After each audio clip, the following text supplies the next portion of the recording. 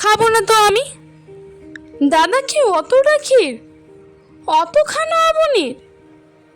আমার বেলায় বুঝি ক্ষীর মাত্র না আমি, খাবো না তো আমি। ফুল আনিবার বেলা, যা বিমলা যা, পূজা করে দাও এনে সোনামণি মা।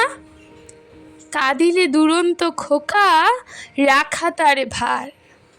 তার বেলা, ও বিমলা নে মা একবার, ছাগলিতে নোটে গাছ খেলে যে মরিয়ে। যা মা গিয়ে দে তো মা তাড়িয়ে।